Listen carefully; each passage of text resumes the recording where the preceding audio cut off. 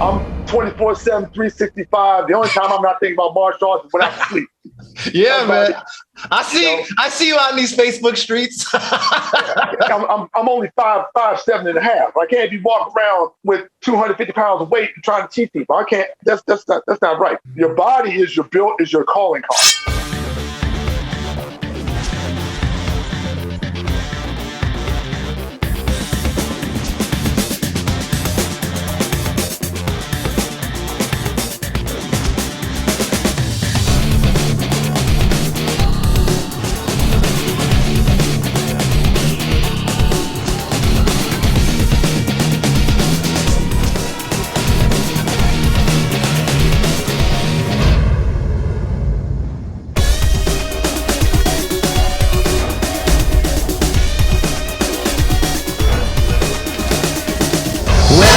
Hi there, Kung Fu Chronicles, and you're as welcome as can be. And if you've been thinking that it's so time for another episode of 5 Crucial Questions for a Kung Fu Master, I gotcha.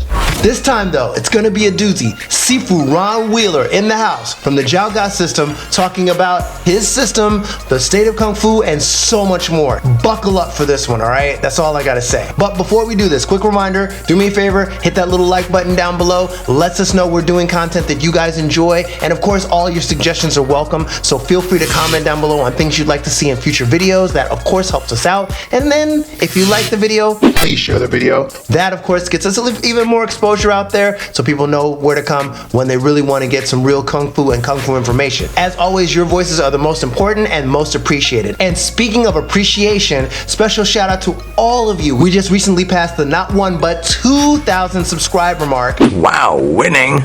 And I just had to give you all a quick round of applause on that. You are all the very, very best, and we're definitely gonna keep the ball rolling way into this new year. 2022, bring it on! You are all the best. Yep, let's grow, let's go. You know that's my motto. I know that's right. As usual, I'll drop my social media links over here so you guys can keep up to date with all the new stuff we've got coming on the channel, behind the scenes, good stuff, and all that. Do me a favor, stay to the very end of the video, as Sifu Ron will be showing us some very special self-defense techniques from the Jow Ga system. You do not want to miss out on that, all right?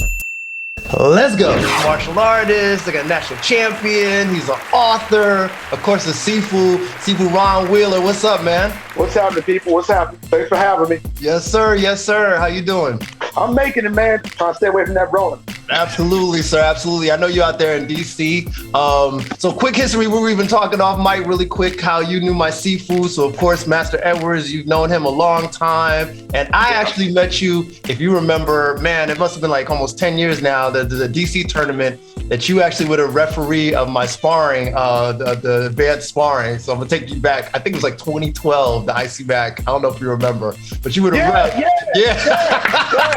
That was actually the first time I met you. I mean, so. Okay, but really quick, just to let people know, I know your history in Jow Ga, but how'd you get started? How long have you been doing Kung Fu? I got started what I call back alley Kung Fu.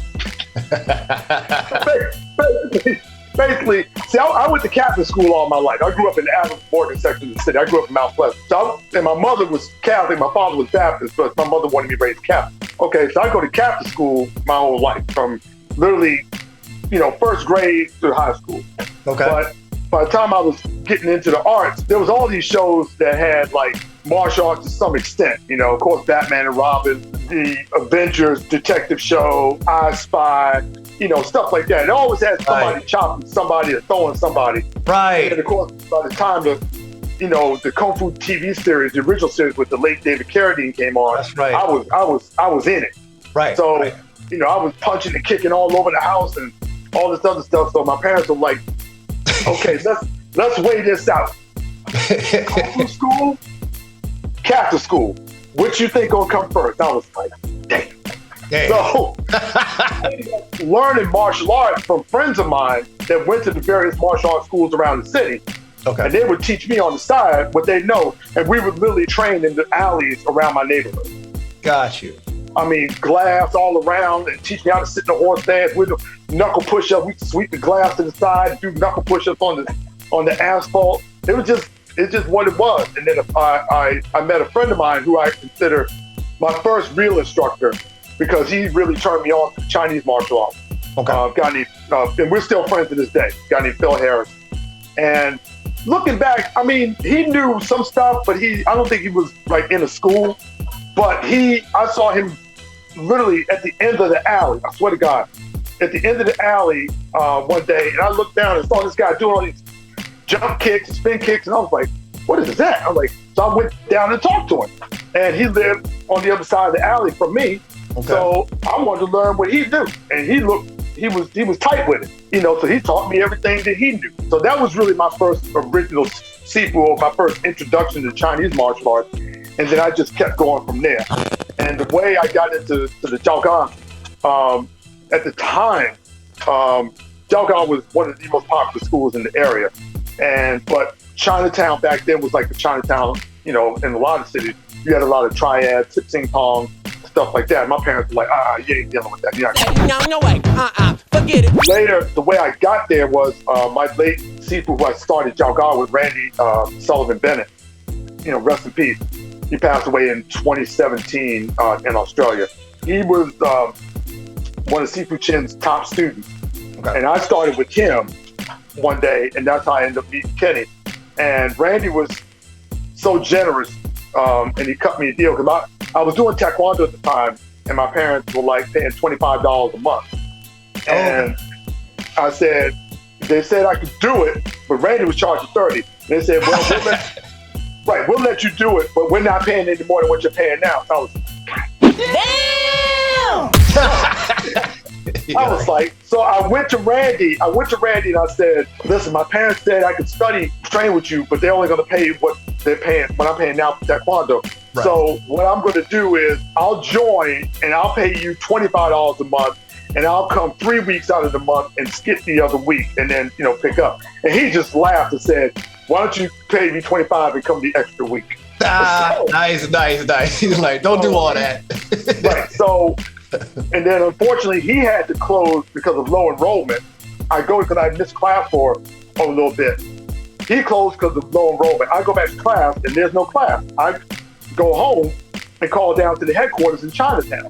I ended up talking to Raymond Wong, who was, my seed. He told me that all of Randy's students were now in Chinatown. And whatever I was paying Randy, I could pay the Chinatown schools. I was like, and the Chinatown school was charging $40 a month. Wow, okay, gotcha. Right, so I got a break. So they said, I told them what I was paying Randy. They said, okay, well, that's what you were paying Randy. Did you just pay us? That's what you pay us. So I was like, got on the bus, jetted down Chinatown, made class. Raymond was teaching, this, that, the other. This, that, and that's how I started. So I ended up going from Randy to being in Sifu Chin school during the time of Sifu Chin's life until he passed in 85. So just so people know, you're actually the first Jow Ga practitioner I've had since I've been doing this. So just a little bit differences. I know it's from the Hung system and stuff, and I guess just differences from Jow Ga versus other systems, like briefly, things that, you'd say. Yeah, I mean, Jow Ga, the founder, we have what they call the five main founders within the system. So Jiao Long was the oldest brother, so he's considered the main founder because he synthesized everything. And then you have Jiao Biao, Jiao Hoi, Jiao Hip, and Jiao Tin. So the Jiao Tin was the last brother. He died in 72, I believe. The style is basically, it's home-based. So we owe everything to the Hong Ga. The Jiao family, long story short, their uncle, Jiao Hong Hei, was a student of Wong Ke Ying. Our Hong Ga, the Hong Ga that we have within the Jow Ga, descends from Wong Fei Hong's father, not Wong Fei Hong. God, okay, so, God. Yeah, absolutely, gotcha. So Jiao Hong Hei, he taught Jiao Long the bulk of what he knew before he died. Later on, Jiao Long met a descendant of the Choi Ga system named Choi Ga Ji. The Hong Ga is known for their strong rooted stances, heavy punches, stuff like that. Choi Ga is known for quicker footwork, swinging punches. So similar. So like we share the same punches as like Choi Le Fut, Sao Choi, Pao Choi, Kwa Choi, Cup Choi. We share all those punches. The original style was called Hong Dao Choi Mei. So Hong Dao is like Dao is head.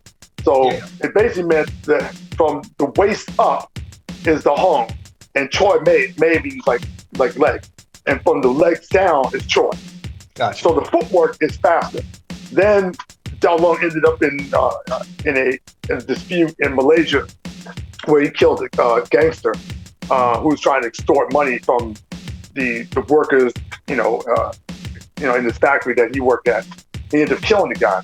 And so he fled to the Krucial temple in Malaysia, stayed there. A lot of times, the old way to refer to the system is Hong Dao Choi Mei Fak Siu Lam, the head of Hong, the tail of Choi with Northern Shaolin. Okay. After he died, the system was renamed the Jow Ga, or the system of the Jow family. So when Master Dean Chin came out there and established the Jow Ga Association, are there other lineages that are of Jow Ga in the U.S., or is it just that one that he established? Yeah, so Sifu immigrated here in actually 66. He immigrated here in 66, according to his cousin. We have been, after Sifu died, side story, we lost track of all his family. Okay. Since 2013, we have reconnected with the Chin family. Okay. So he has a cousin, Kenny Chin. His proper name is Chin Kwok Chi, and he lives in Flushing. He lives in Queens. Oh, okay. So he's happy to, and he taught Charlie Fuck himself. He's 2 years younger than Sifu. So we reconnected. So he said Sifu had left Hong Kong in 66. Got you. And then came here. So Sifu was here 2 full years before he actually opened school in 68. There's another branch in Wyoming, Michigan, which is a suburb of Grand Rapids. The guy there, his name is Sam Chan. And he's from the Shaolin branch. Okay. Yeah, I asked because I know there's one out here in California. I think there's one in LA. I'm not sure. I've never met the Sifu or whatever. Yeah, I think both of those are young Utah. Okay. And both those, they come from the oldest branch in Vietnam. And because I know young Utah, according to their site, they've been in this country since '92. Okay, because I know y'all basically claim it heavy on the DC side. It's almost like DC Jow Ga. So is that like? Yeah. I mean, when we say DC Jow Ga, DC can stand for 2 things: District of Columbia or Dean Chin. Because that was. Okay. I didn't even think about that. Yeah. That makes sense. Yeah. His proper name was Chin Yok Din. So Dean Chin was his proper name. Yeah. Because I was reading a lot about him, and it really was the cool part to me was that it basically said like he really had no ego. He didn't mind his students, training with other people from different styles and all that to get better. Which I thought, that's pretty unique because even back then when he was around, a lot of Sifus is all about that. Hey, nah, you my student. That's it. You just learning my shit. Yeah. Sifu was. Actually, Sifu and your grandmaster grew up together in Hong Kong. Long Shum, yeah, I know they were. Yeah. So Sifu had studied Eagle Claw. Right. Studied Eagle Claw. Yeah, when in Hong Kong, him and Shum Sifu were classmates at one point. Got you. So that's how they knew each other. Yeah, Sifu studied a lot. I mean, Sifu had 3 sisters before he even touched Jow Ga. So he studied from his own uncles within the Chin family. He had already learned Hong Ga, Bak Mei Pai, and Bak Hok Pai, White Crane. So he already had 3 styles before he even touched Jow Ga. Then he did Eagle Claw. Then he did, I know he did some Chip Sing Tong Long, 7-star praying man. I don't know how much he did, but he did some. But Jow Ga is what he promoted because he liked that the best. And then unfortunately he passed away at a young age, right? Like 38, I saw? Yeah, 38. Yeah, he's 38. Unfortunate vehicular accident on the GW Parkway. So. Damn, okay. But still, the lineage goes strong. I wanted to ask you specifically, how did you get into teaching? Like, what drove you to say, all right, I want to start teaching now? I'm just gung-ho, man. I'm in it. Yes, sir. I'm in it all. I'm 24/7, 365. The only time I'm not thinking about martial arts is when I'm asleep. I see you out in these Facebook streets. and I'm late. I'm late. I didn't get on online, as they say, social media. I didn't get online until 2012. Nah, but it's all good. I see you sometimes. I'm like, damn, Ron's out here training. I gotta train, bro. Jesus. As your Sifu said, you can't be walking around. I'm only 5'7" and a half. I can't be walking around with 250 pounds of weight and trying to teach people. I can't. That's not right. I'm also a trainer, so your body is your calling card. Yes, sir. Yes, sir. So as a trainer, I have one of my late students, Kathy Lazarian. She told me, and she used to work at the World Bank. She said, I used to teach cardio kickboxing down there at IMF and the World Bank. But she said, the reason I joined your class, she said, I would never take a class from an instructor that looks worse than me. She said, I saw you teaching class. She said, I saw you teaching class, And she said, I'm taking that class.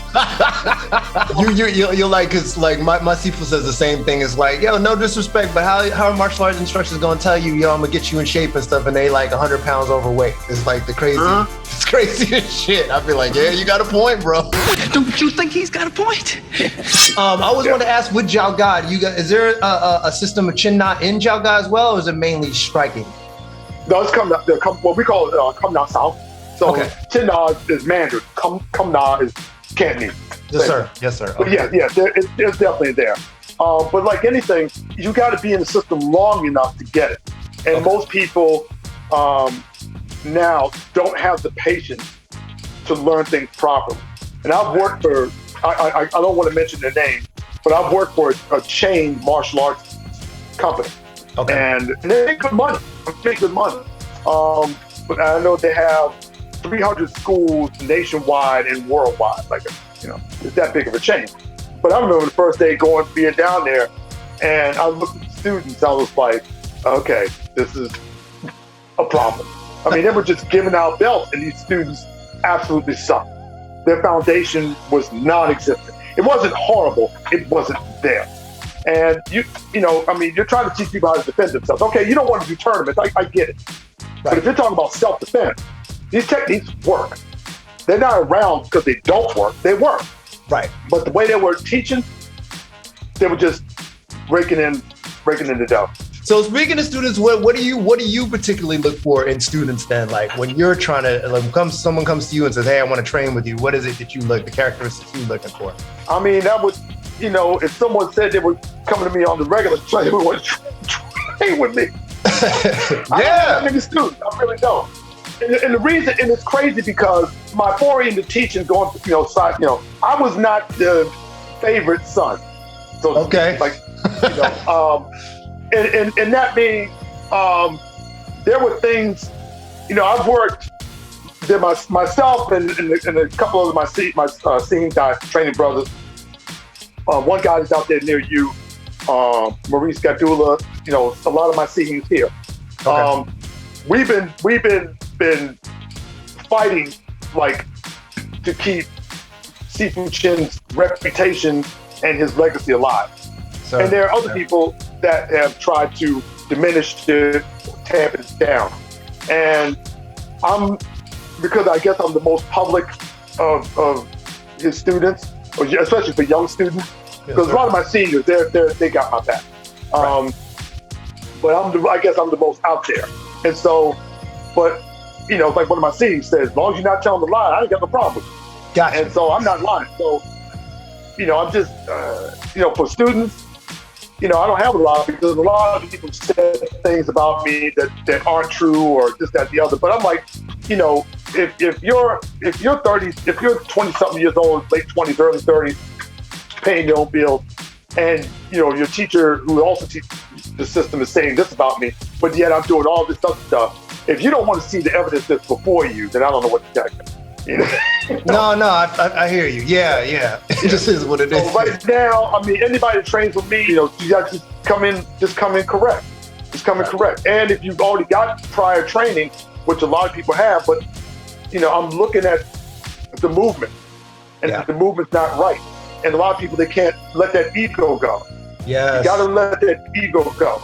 Yes. Who's going to take over after my generation goes? Yeah, the next generation. Yeah. Who's going to carry the system? That's what we're thinking about, the next generation. It's not about my ego and saying, this, that, the other, or trying to humiliate you. I'm trying to make sure the system is done right. I mean, believe me, if you and I can both attest, as black men, we have enough to deal with on a daily basis. Yes, sir. And then I'm getting flack for trying to keep a part of the culture up that's not my own culture, but I respect it enough to want to keep it up, because let's face it, the legends within this country, as far as Chinese martial arts, all people of color. Let's talk about the books, because you're also an author, and you've written 3 books now, right? There's 2 of them? The third one's still on two thumb drives, but I got you cleaning up work. But all the photos are shot and stuff like that, so I'm happy with it. That book is completely dedicated to Dean Chin. That book is really a thank you to Dean Chin for bringing up the system, and we're trying the best. When I say we, I'm talking about myself and all my CEs and stuff like that, because I wouldn't be here without them, because those guys really showed me that it could be done, that you can excel. So, but yeah, so just two right now. Yeah, okay, no, and that's just two. Like, I haven't written one. So, and it's funny because I used to talk to Steve Muhammad a couple weeks ago. He was talking about writing the book as the process is a whole lot different. I didn't even ask him if it's harder writing versus, talking about your system, or even like practicing or teaching your system. And he said, yeah, it's a lot harder. What's your take on that? Because you've done two books. The first one, Dynamic Power of Shaolin Kung Fu, right? Yes, sir. Yeah. Mm-hmm. Yeah, so when you wrote that first one, your motivation was what? Just to kind of put your system out there and you tell me. It hadn't been done.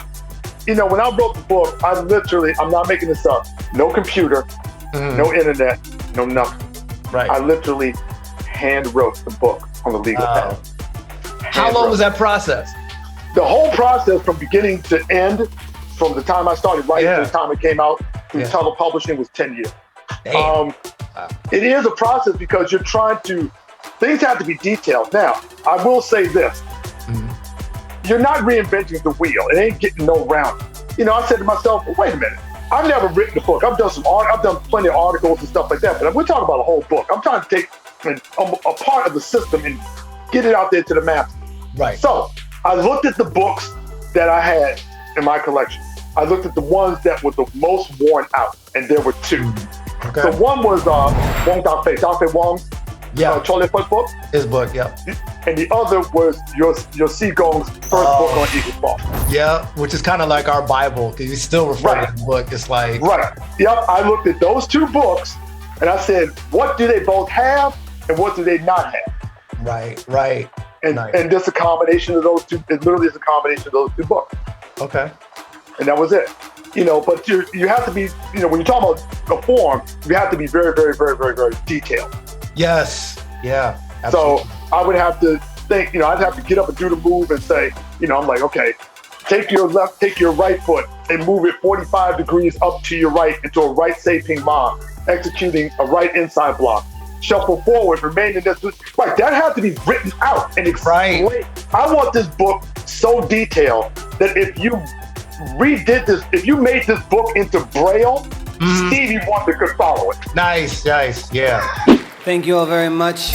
Yeah, the Ray Charles manual. I feel you. I like that. Right. It's like, okay, I got, close your eyes. He's running his fingers across the top. Yeah. So you have part of it out there. Yeah. And it's a great reference. It's the same thing as you talked about in my Sigung's book, the Eagle Claw one. So then when you went on to do the second book, it was probably the process was a lot easier for you, right? The Power of Shaolin Kung Fu?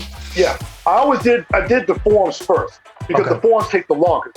So, I literally, after I signed my contract with Tuttle, I started writing the second book, like immediately. So I signed my contract. The book came out in 2012. I signed my contract in 2010. And in 2010, I started writing my second book. That only took me about 4 years. Okay. The time was almost cut in half. But the second one has 6 sets in it, including a spear form. Spear form is one of, I'll bubble off the spear. Wifar Cheng is one of those sets that's included. The stuff you look for in beginner, you're not looking for that in advanced. Advanced is different. And that's a great point. That's a great point. Right. All right, so last segment, I got a segment called 5 Crucial Questions for Kung Fu Masters. I want to ask you those right now. Yes, sir. Serious 5. Let's do it. Serious 5. The 5 deadly venoms.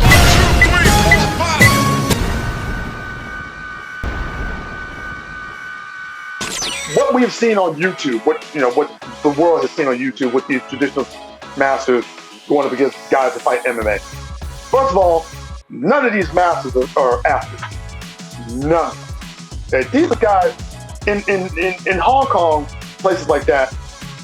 Most of these guys got jobs, like everybody else. They got a job. They work at this association, Fisherman Association, the Merchant Association, Jewelry Association, or whatever. Or they drive taxis. Okay, they got jobs. Yeah. They're practicing really just to preserve the system. They're just trying to keep the system intact. They're not thinking about competing and going out running 12 miles a week and biking 80 miles a week and hitting the gym, doing weight training 2 days a week, sparring, this, that, the other. They're not doing that. These guys are, basically hobbyists in that high-level hobbyists, but they're hobbyists nonetheless. And that's what these guys are fighting. These guys are hobbyists. These guys aren't serious athletes. Now, if you want to fight, good Sanda people, take your little self up to Togo Wushu Academy and see what happens. See, that's the thing. These MMA guys aren't challenging guys that, now, should they take the challenge? I mean, you got to give them credit for taking the challenge. At least they're willing to step up. But, no, those guys aren't athletes. When I was fighting all the time, man, my training regimen was insane, especially when I was single. When I was single before I got married, right. Oh man, I was, no kids, no wife. Right, doing it. As I posted up, I was getting it in. Right. I was running 9, 12 miles a week, biking 40, 50 miles a week, weight training. I was in the boxing gym. I was putting in minimum, life for me was 40 rounds a week. Minimum. Right. These guys aren't doing that. So that's why they're getting waxed up like they do. Now, can Kung Fu fight? Yeah. But the problem is guys want to, and I tell people, look, if you can make it work exactly like the system, God bless you, you got mad skill. People get too hung up on looks, on the aesthetics, as opposed to the principles, philosophies, and concepts that govern almost all Chinese martial arts systems. That's what needs to be used. People get too hung up on, well, you got to do a Sao Choi like this. Well, a hook punch is a Sao Choi. What's the damn difference? Right. The angle of attack is the same. We're talking about competitive sparring with equipment. You have to adjust your system accordingly. I mean, forms are nothing more than a blueprint to memorize, learn your techniques. It's like if I said, okay, Quasi, here's a book. This book's got 10,000 techniques. Here you go. Right. And you'd be like, what do you want me to do with this? Well, I want you to study it.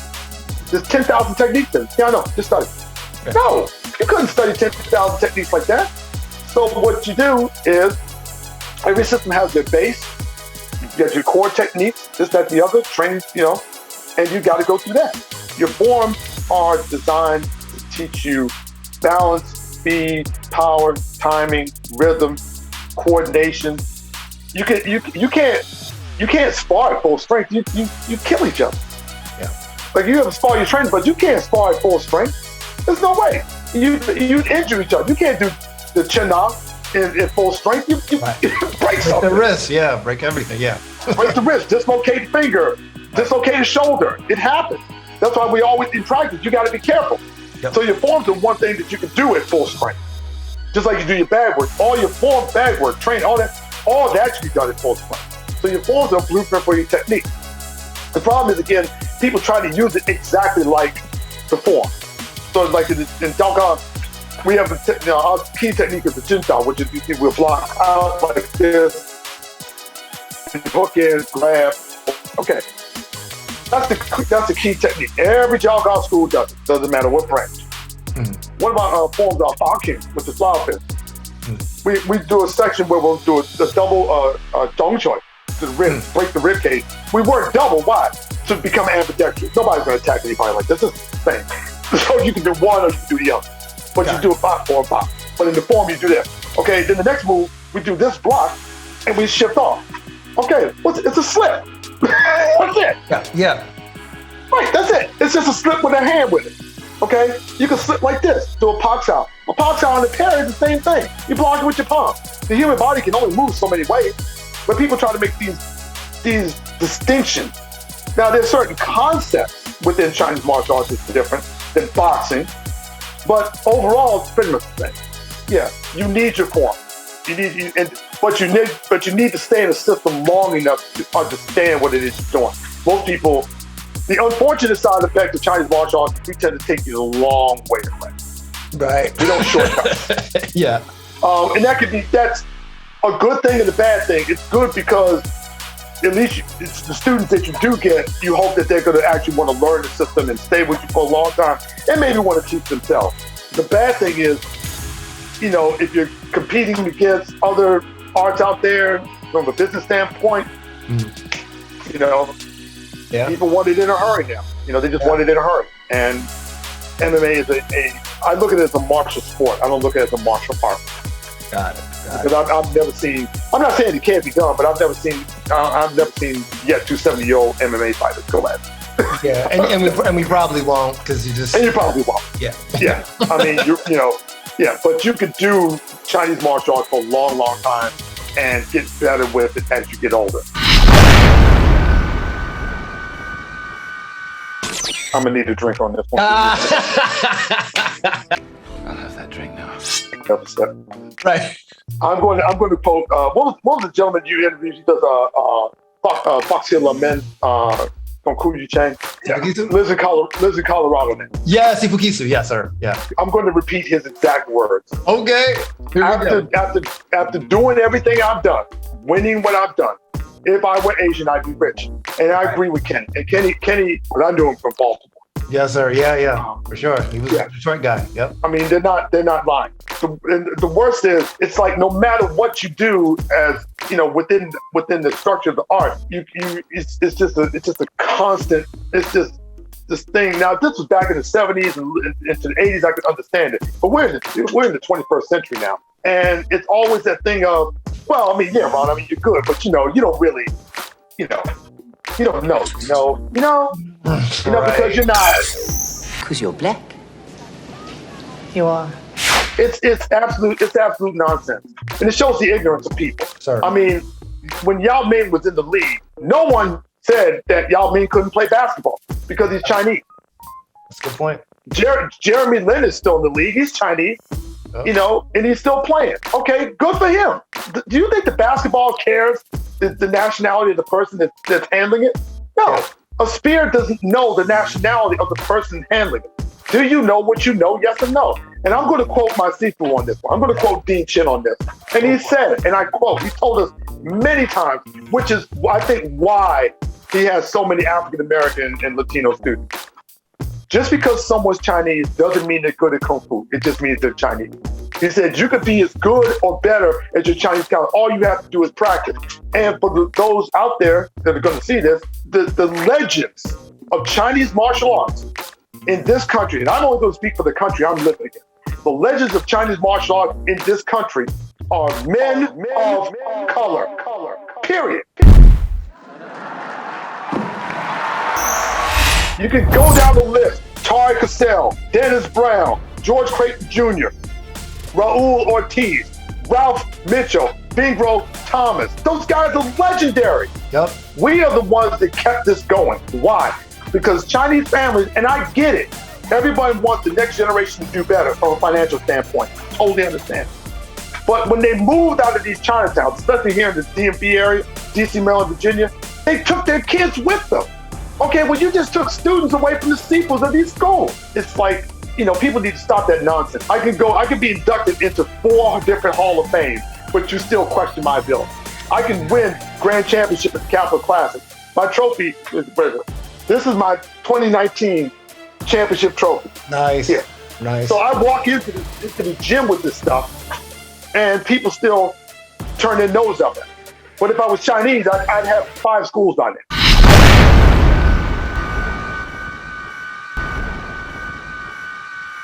I'm going to pick my late Sihing in the Jow Ga. His name was Paul Atkins. Okay. R.I.P.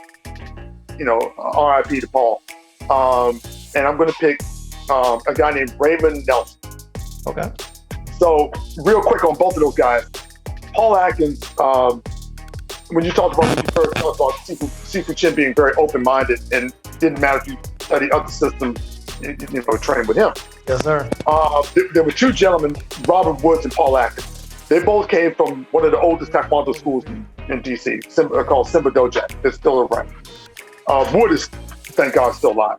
But Paul had been a DC cop, and then he was a U.S. Marshal and trained the Marshal. Okay. And by the time he and Wood joined, but I asked Wood what rank were they in Taekwondo by the time they joined Jow Ga. They were already both, talk about Paul, a fifth degree. He was already a fifth degree black belt by the time he joined Jow Ga, and he was a ranked tournament fighter. Nice. And then Paul learned Jow Ga, and Paul was a legend in this town and within Jow Ga. And we used to call Paul's class the nightmare for two reasons. One, you just did what he told you. Like if Paul, and the classes back then were 2 hours long.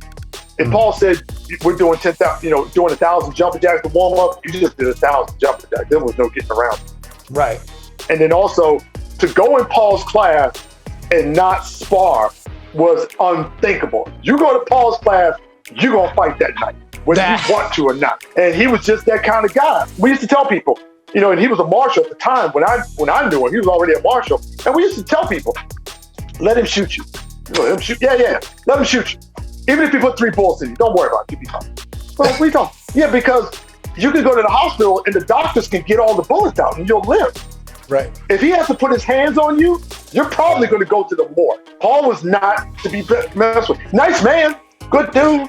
Right. I mean, but he was just not to be messed with. Yeah. And the other guy was Raymond Nelson, who was a practitioner of Chusting Tolong, 7-star praying mantis. He comes from Chulun. So he and Carl Albright are training brothers.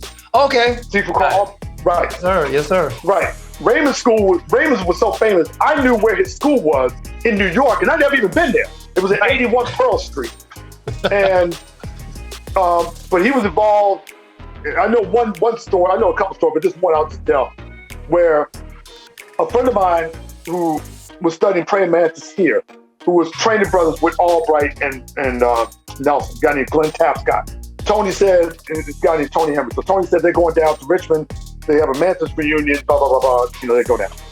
So Raymond and the guy that was hosting the reunion got to sparring.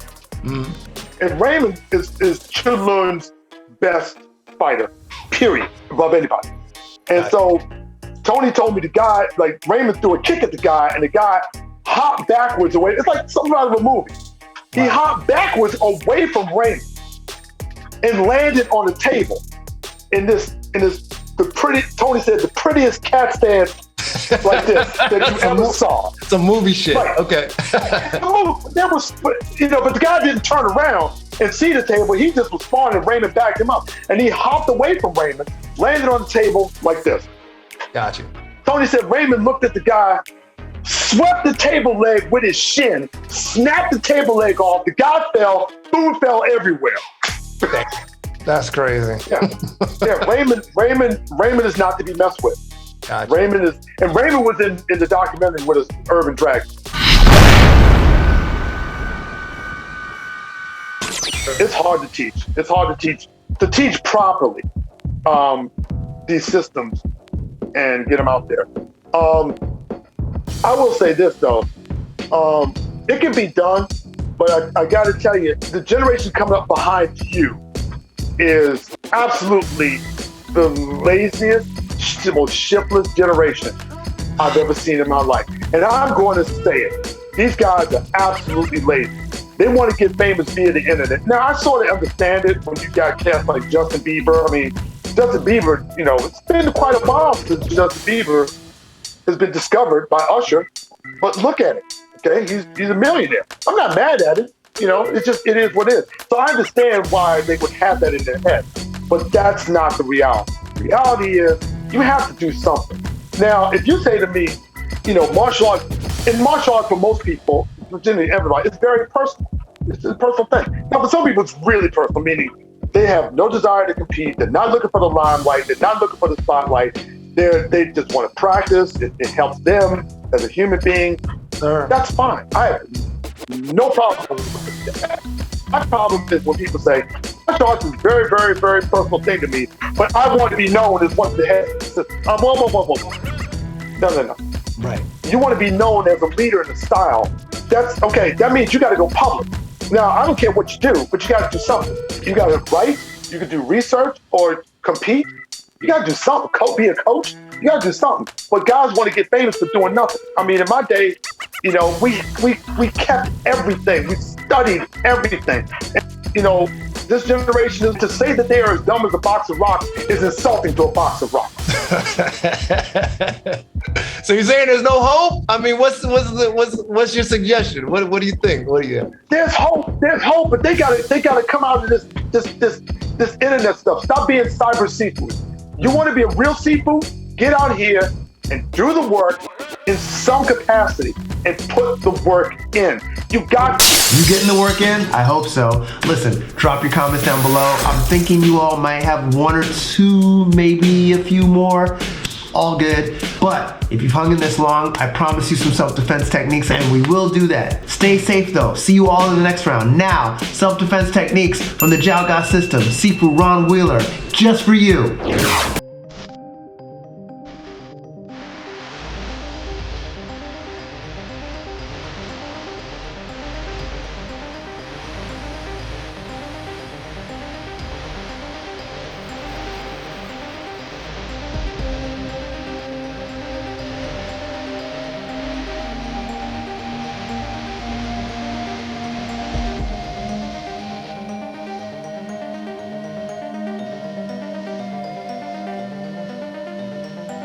Hey, this is Sifu Ron Wheeler.